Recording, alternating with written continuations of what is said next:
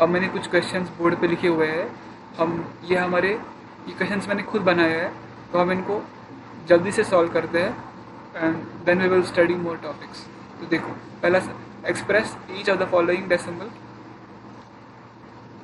In the form of p upon q, मतलब इन सारे डेसिमल्स को मुझे पी अपॉन क्यू फॉर्म में यानी रैशनल नंबर में लिखना है। तो पहला है 0.039, टर्मिनेटिंग है, बहुत सिंपल है। सिंपल वर्ड्स में क्या करना है, जो भी लिखा है ना उसको लिखो न्यूमरेटर में 9 अपॉन में पॉइंट की जगह 1, कितने डिजिट्स यहाँ पर 3 है तो 3 जीरो आएगी, सिंपल। जब भी टर्मिनेटिंग हुआ ना, जो भी हो, अब देखो जब भी टर्मिनेटिंग हुआ अगर लेफ्ट हैंड साइड जीरो है ना उसको देखने की जरूरत ही नहीं है, जो राइट हैंड साइड है वो लिखो। अब बिकॉज 039 इज इक्वल टू 39 इसलिए मैंने जीरो नहीं लिखा, लेकिन यहाँ पर क्या है, ये टर्मिनेटिंग है, लेकिन यहाँ पर पॉइंट की लेफ्ट हैंड साइड क्या है 1 है, तो मैंने 1 भी लिखूंगा। 1750 अपॉन में क्या पॉइंट की जगह 1, तो यहाँ लिखता हूँ इसको, तो यहाँ लिखता हूँ 1750 अपॉन में क्या पॉइंट की जगह 1, कितने डिजिट से 3 है तो 3 जीरो। इसी तरह ये वाला क्या करना है, जो भी लिखो। अब यहाँ पर इग्नोर नहीं कर देना जीरो को। मैंने क्या कहा था, जीरो को देखो, जीरो इग्नोर तभी किया जाएगा जब यहाँ पर कोई नॉन जीरो डिजिट नहीं हुआ। अगर यहाँ पर कोई डिजिट आ गया नॉन जीरो, फॉर एग्जाम्पल देखो 0.62 इट इज इक्वल टू 0.62, लेकिन अगर यहाँ पर 1 आता ना तो फंस गया था, अब ये 1000 हो जाता। समझा रहे तुमको?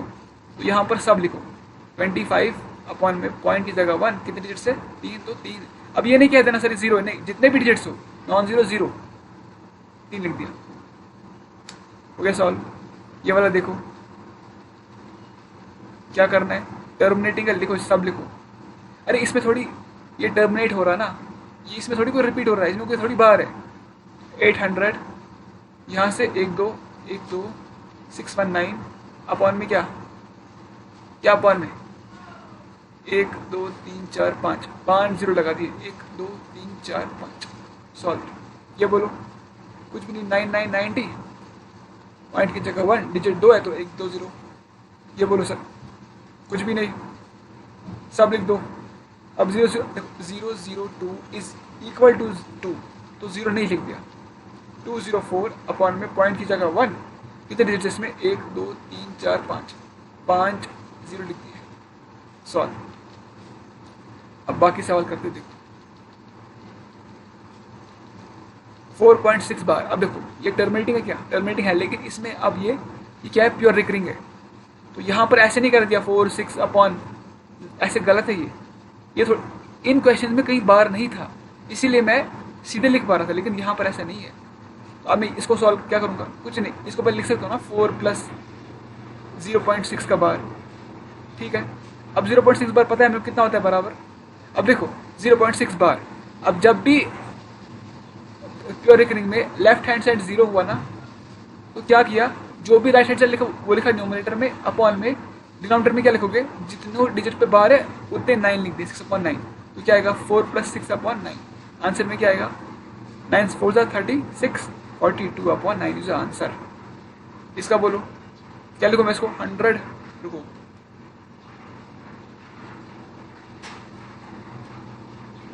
100 प्लस 0.5 बार, 100 प्लस, देखो 2 डिजिट पे बार है, देखो पहले तो ये प्योर रिकरिंग है और लेफ्ट हैंड साइड जीरो है, तो काम आसान हो गया मेरा।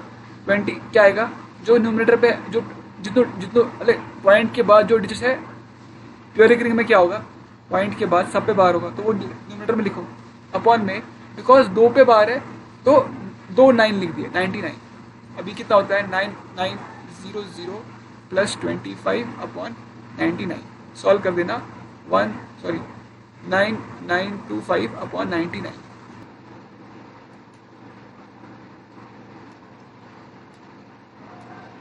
इसका क्या करें, 999 प्लस 0.99 का बार, तो 999 प्लस ये कितना होता है, बिकॉज प्योर रिकरिंग है और लेफ्ट हैंड साइड जीरो, तो ऊपर जो न्यूमरेटर में लिख दिया, मतलब जितनों पे बार है वो सब लिख दिया, डिनोमिनेटर में जितनों पे बार है उतने 9 लिख दिए, 2 पे बार है तो 99, तो ये 99 प्लस 1 आ जाएगा 1000।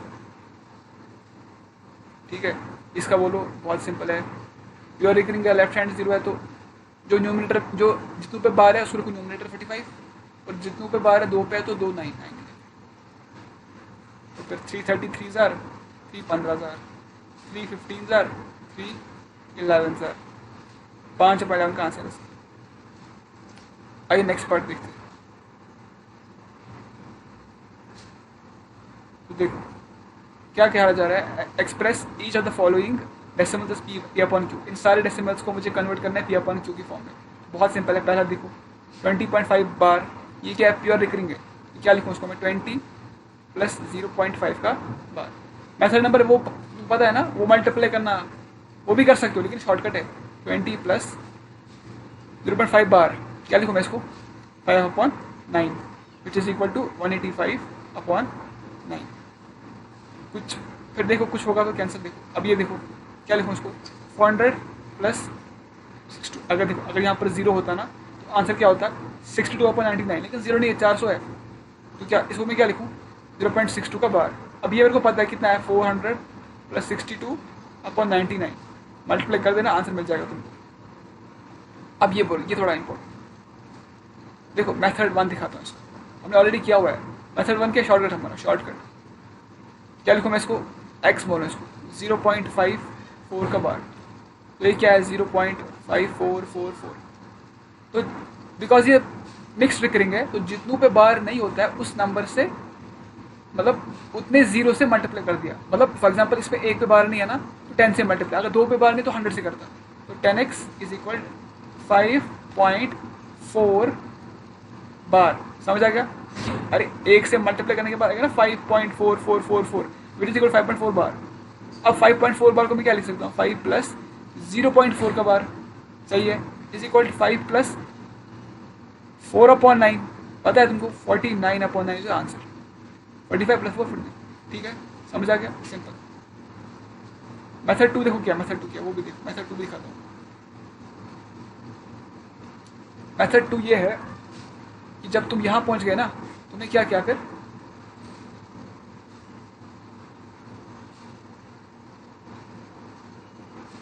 मेथड 2 तो देखो क्या है, एक्स मेरे पास क्या है, 0.54 का बार। ठीक है, तो कितनों पे बार नहीं, 1 पे बार नहीं, 10 से मल्टीप्लाई किया, 10x इज इक्वल 5.4444। ठीक है, अब क्या करेंगे सर, कुछ भी नहीं करेंगे, देखो घटाओ ना, 9x इज इक्वल 5.444, घटाना क्या इसमें, 0.5444। ठीक है, चला गया 45, 9 प्लस 4 तो कितना आया, 4.9। सही है, x क्या है हमारे पास है, 4.9।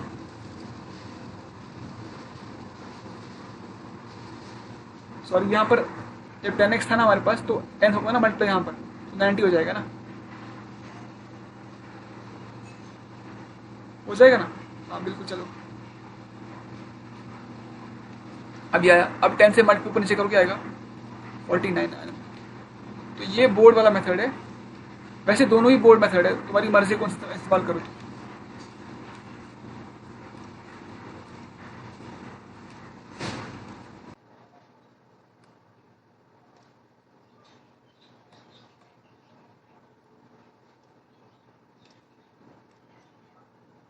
अब ये वाला क्वेश्चन सॉल्व करते हैं।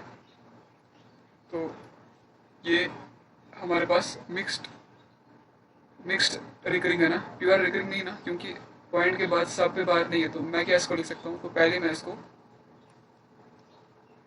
x लिखता हूँ, x इज इक्वल 125.75656 पे बार है।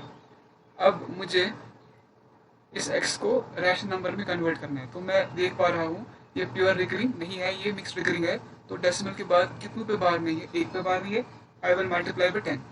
तो 10x इज इक्वल, अब देखो ये एक्चुअली क्या लिखा है, लिखा है 125.7566666 सो ऑन। तो जब मैं 10 से मल्टीप्लाई करूँगा क्या बचेगा, 127.56, सॉरी 5656 ऐसे है, सॉरी। तो 120 सॉरी यार, ये क्या आएगा, 1257.56 पे बार। ठीक है, उसके बाद क्या करोगे सर? उसके बाद मैं देख पा रहा हूँ, मैं इसको क्या लिख सकता हूँ, 1257 प्लस 0.56 पे बार हो गया। अब ये तो हमको आता है, इसका वैल्यू क्या है हमारे पास, 1257 प्लस 56/99। तो तुम एलसीएम निकाल सकते हो, तो सॉल्व कर सकते हो, तो ये तुम कर पाओगे। आइए नेक्स्ट प्रॉब्लम देखते हैं। देखो नेक्स्ट क्वेश्चन क्या है, देखो इस पे 3 रुपये बार है, तो ये कौन सा वाला है, ये प्योर रिकरिंग है, तो क्या लिखे इसको, 20.0.146 लिख सकते हैं ना पे बार 20 प्लस। अब ये क्या, इसका वैल्यू पता है हमको, पॉइंट के बाद अगर प्योर रिकरिंग हो, लेफ्ट हैंड साइड 0 हो, तो क्या आता है, जो लिखा है ना वो लिखो 146, और न्यूमरेटर में क्या होगा, न्यूमरेटर में जितनों पर बार है उतने 9 लिख दे, तो 3 पर बार है तो 999। उसके बाद क्या करेंगे, एलसीएम निकालेंगे हम, 999 इंटू 20, वो कितना होता है, वो होता है 19980 प्लस 146 अपॉन में 999। हाँ, यहाँ पे एक चीज़ भूल गया, यहाँ पर इस 10x को नहीं भूल जाना, एंड में 10x नीचे चला जाएगा, 10 से मल्टीप्लाई हो जाएगा डिनोमिनेटर में, यहाँ भी यही होने वाला है। तो यहाँ क्या है, बिकॉज ये 10 यहाँ पर हमने मल्टीप्लाई किया ही नहीं ना, यहाँ पर कुछ हमने, यहाँ पर इसको हमने x माना और बस इसको ऐसे लिखा, यहाँ 10 से मल्टीप्लाई नहीं किया। ठीक है, तो आंसर क्या आएगा इस क्वेश्चन का, आंसर आएगा 21126/90,999 हो गया सर। नेक्स्ट प्रॉब्लम क्या है, ये तो बहुत सिंपल है, ये क्या है, प्योर रिकरिंग है ना, प्योर रिकरिंग है, तो उसको अरे मुझे करना क्या है, मुझे इसको पी अपॉन क्यू की फॉर्म में लिखना है, तो मैं इसको एक्स लिखता हूँ कुछ टाइम की, 9.9 एक्स माना। अब 9.9 वर्ग को मैं लिख सकता हूँ ना, ये एक्चुअली है क्या, ये एक्चुअली 9.99999 अप टू इन्फिनिटी, इसको लिख सकते हो 9 प्लस 0.9 का बार। अब 0.9 का बार क्या होगा, 9 प्लस वो क्या है, 9/9 which is equal to 1, 9 plus 1 10 है, तो 9.9 बार पी अपॉन की फॉर्म में क्या है, 10/1 है भाई, हो गया सर, सिंपल। लास्ट प्रॉब्लम देखते हैं। अब ये तुम्हारा क्या है, ये मिक्स रिकरिंग है कि नहीं, ये मिक्स रिकरिंग है, तो हम क्या करेंगे, इसको पहले इसको x मानेंगे 99.99 का बार। अब बिकॉज ये प्योर रिकरिंग नहीं है, मिक्स रिकरिंग है, तो डेसिमल के बाद कितने पे बार नहीं, एक पे बार नहीं है, तो 10 से मल्टीप्लाई करूँगा, 10x इज इक्वल 999.9 बार। ये समझ आ गया ना, ये क्या लिखा है, ये लिखा है ना 99.99999 लिखा है ना, तो ऐसे लिख सकते, जब मैं 10 से मल्टीप्लाई करूँगा ये पॉइंट यहाँ चला जाएगा ना, तो 999.9 बार। ठीक है, अब इसको मैं क्या लिख सकता हूँ, 999 प्लस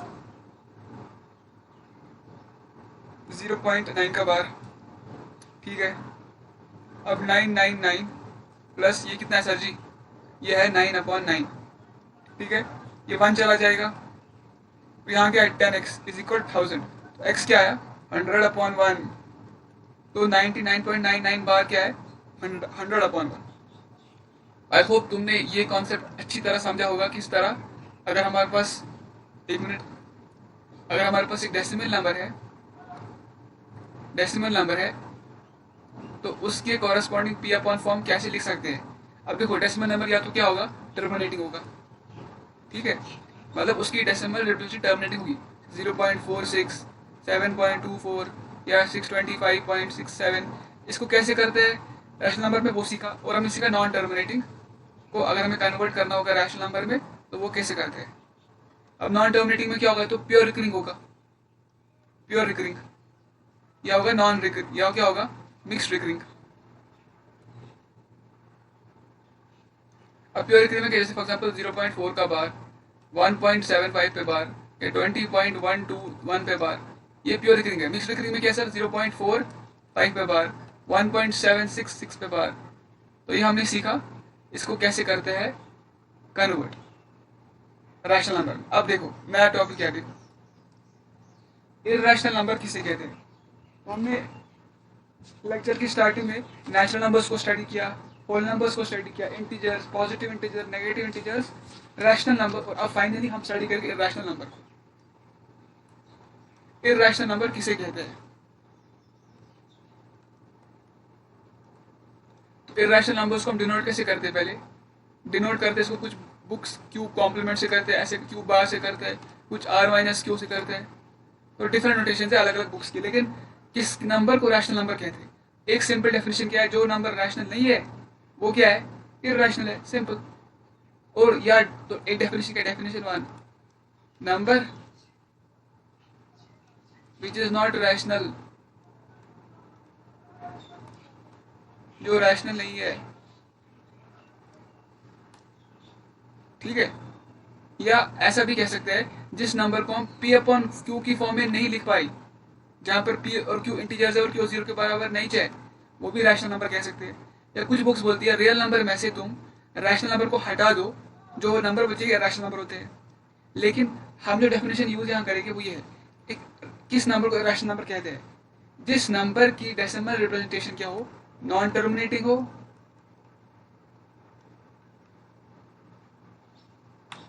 और एंड नॉन रिपीटिंग हो।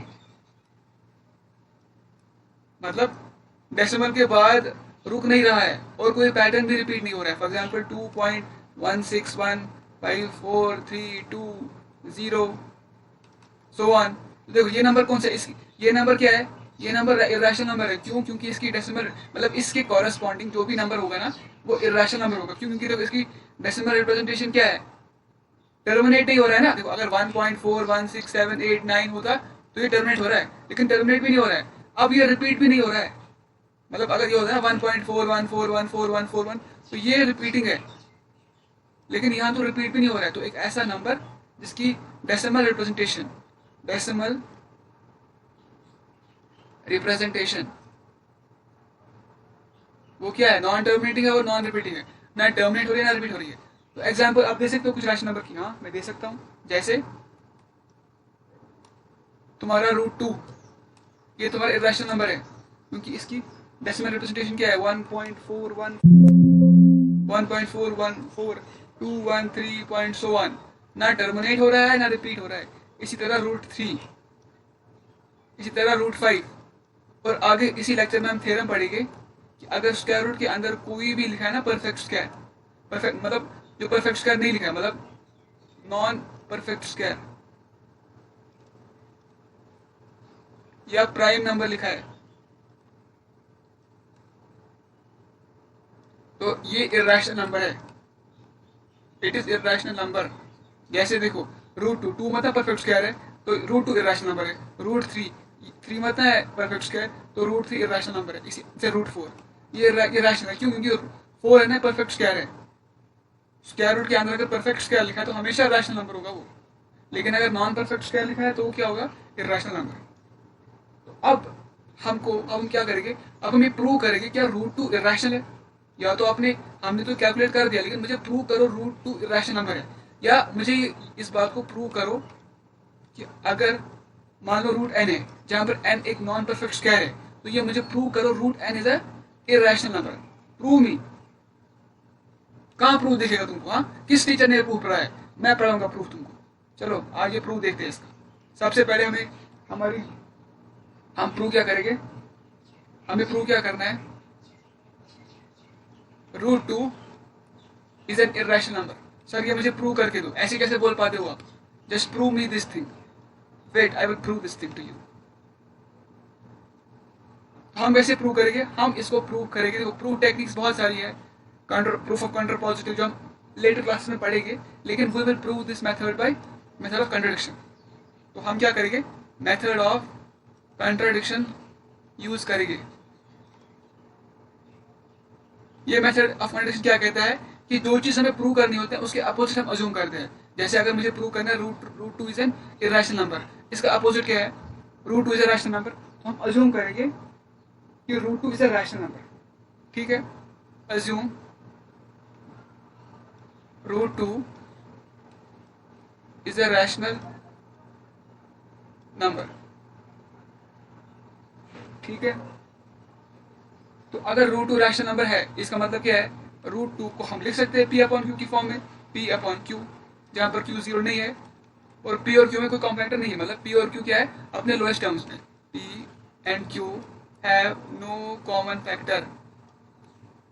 हमने अज्यूम क्या किया कि भाई साहब जो √2 है मान लो रैशनल नंबर है, देखो हमारा क्लेम क्या है कि रूट टू इरेशनल नंबर है, तुम कहते हो नहीं सर रूट टू रैशनल है, तो मैंने ये कहा चलो तुम्हारी बात ही एक मिनट के लिए मानते हैं कि रूट टू रैशनल नंबर है, तब तुम्हें कोई प्रॉब्लम नहीं होनी चाहिए इसको पी अपॉन क्यू की फॉर्म में लिख पाएंगे, बिल्कुल लिख सकते हैं। अगर मैं दोनों साइड स्क्वायर करूँ, यहाँ से आएगा two is equal p square upon q square, ठीक है। उसके बाद क्यू स्क्वायर को यहाँ ले सकते हैं ना, और मतलब पी स्क्वायर किसके बराबर होगा, देखो पी स्क्वायर होगा is equal to q square, देखो मतलब पी स्क्वायर के यहाँ पर देखो p square is equal to q square, मतलब पी स्क्वायर क्या है, इवन इंटीजर है, समझ आया ना। अरे यार 8 है, मैं लिख सकता ना 2 इंटू 4, तो 8 क्या है, इवन नंबर। कोई भी नंबर इवन कब होगा, जब मैं इसको 2 की मल्टीपल में लिख पाया, तो I can write p square as multiple of 2, तो मतलब पी स्क्वायर क्या इवन है। अरे 2 को किसी से मल्टीप्लाई कर दो, इवन ऑड हमेशा इवन होगा। 2 इंटू 3 क्या होगा 6, 6 इवन है क्योंकि 2 इवन था, इवन नाम इवन इंटू ऑड इवन हमेशा होता है, तो यहाँ पर क्यू स्क्वायर कुछ भी हो जाए, 2 इसके पीछे है ना, तो पी स्क्वायर हमेशा इवन होगा। तो यहाँ समझ यहाँ से आया समझ P square is an even integer, ठीक है सर।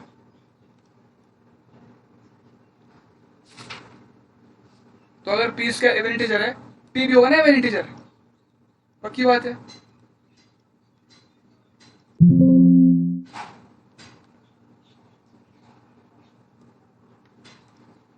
ठीक है, अरे फॉर एग्जाम्पल 16 इवन है ना, तो ये किसका स्क्वायर है, 4 स्क्वायर, तो ये भी इवन होगा ना, समझ आया तुमको।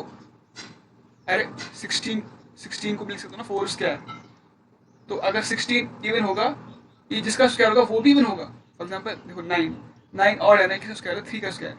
अरे जितने भी इवन परफेक्ट स्क्वायर है ना, वो जिसका वो स्क्वायर होगा इवन होगा ना। फॉर एग्जाम्पल अरे 36 ले लो, क्या लिखूंगा 6 स्क्वायर, तो 6 स्क्वायर अगर इवन है, 6 भी इवन है ना, बिल्कुल वही यहाँ पर लिखा है। अब अगर पी इवन है, कोई भी नंबर इवन है, तो मैं इसको लिख सकता हूँ 2 के मल्टीपल में, I can write it as p is equal to m. अब इसको तुम पहला इक्वेशन मानो, ठीक है, तो मैं स्क्वायर कर सकता हूँ इसको दोनों साइड, क्या आएगा P square is equal 4m square, ठीक है। लेकिन पी स्क्वायर किसके बराबर है, 2q square is equal 4m square, ठीक है। अब क्यू स्क्वायर किसके बराबर आएगा, क्यू स्क्वायर आएगा 2m स्क्वायर। तो यहाँ से मालूम क्या पड़ा कि क्यू स्क्वायर भी इवन है, और अगर क्यू स्क्वायर इवन है तो क्यू भी इवन होगा ना, इवन है क्यू इवन होगा। अब मुझे बोलो, यहाँ तुम कह रहे हो पी इवन इंटीजर है, ठीक है, यहाँ तुम कह रहे हो क्यू इवन इंटीजर है, तो even upon even, P even integer है, क्यू तो इवन अपॉन इवन, इनमें कोई ना कोई कॉमन फैक्टर होगा ना। फॉर एग्जाम्पल 4/1, इसमें 4 इवन है, 1 तो ऑड है, इसीलिए कोई कॉमन कुछ हुआ नहीं। लेकिन 8/4, 8 भी इवन है, 4 भी इवन है, तो कॉमन फैक्टर होगा ना।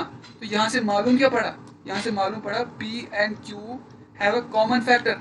लेकिन ये तो प्रॉब्लम है, हमने क्वेश्चन की स्टार्टिंग में क्या अज्यूम किया था कि पी और क्यू में कोई कॉमन कुछ भी कॉमन नहीं है, ये कहा था ना, तो ये कंट्रडिक्शन है।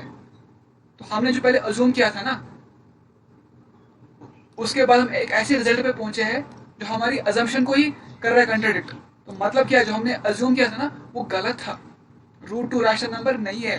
तो अगर रूट टू रैशनल नंबर नहीं है, फिर क्या है, रूट टू इरैशनल नंबर। तो प्रूव हो गया root two is N irrational number. I hope समझ आ गया होगा, अगर समझ नहीं आया है फिर से लेक्चर को देखो, समझ आ जाएगा। तो ये तो सर आपने तो एक कांस्टेंट की बात की, मुझे ये प्रूव करके दिखाओ।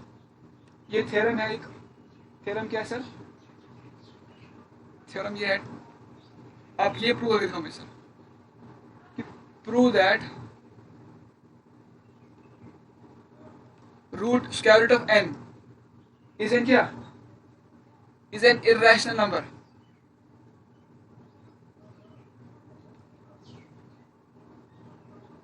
If n is not a perfect square. आप ही कहते हो ना सर कि स्क्वायर रूट के अंदर अगर परफेक्ट स्क्वायर नहीं लिखा है वो इरैशनल नंबर है, लेकिन प्रूव करके दिखाओ मेरे को। अगर मैं प्रूव कर पाया ना तो जितने भी कॉन्सेप्ट 2, 3, 5, 7 सब प्रूव हो जाएगी। ये मैं जनरल प्रूफ दिखा रहा हूँ आपको, कोई नहीं, हम प्रूव कर लेंगे। हम जो स्टेटमेंट हमें प्रूव करनी है ना उसके अपोजिट अज्यूम करते हैं, और उसके बाद हम एक ऐसे, अगर बीच में हम ऐसे रिजल्ट पे आए जो हमारी अजम्पशन को करता है कंट्रडिक्ट, तो फिर हम ये कंक्लूड करते हैं कि हमारी अजम्पशन गलत है। फॉर एग्जाम्पल देखो, मुझे प्रूव क्या करना है, रूट एन एक इरेशनल नंबर है अगर n is not a perfect square.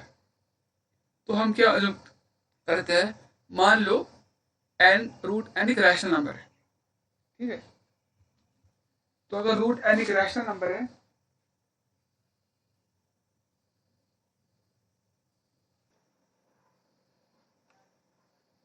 तो रूट एन को हम क्या लिख सकते हैं, root n is equal to p upon q, जहां पर पी और क्यू में कोई कॉमन फैक्टर नहीं है, हैव नो कॉमन फैक्टर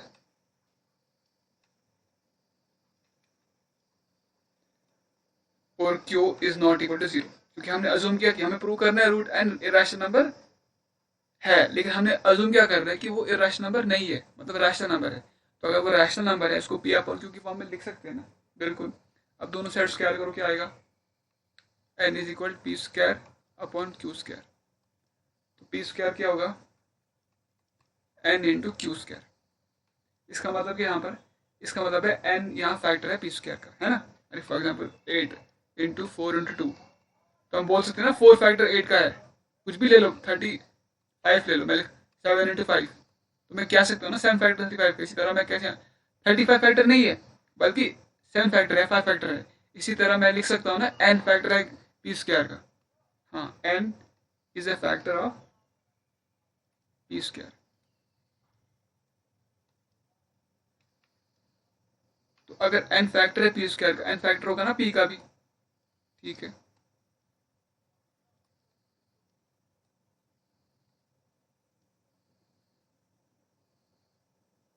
तो अब देखो, अगर एन पी का फैक्टर है, मतलब मैं पी को लिख सकता हूँ ना एन के किसी मल्टीपल में। फॉर एग्जाम्पल 2 फैक्टर है किसका, 16 का, तो 16 को मैं लिख सकता हूँ ना 16 इज इक्वल 2 इंटू 8।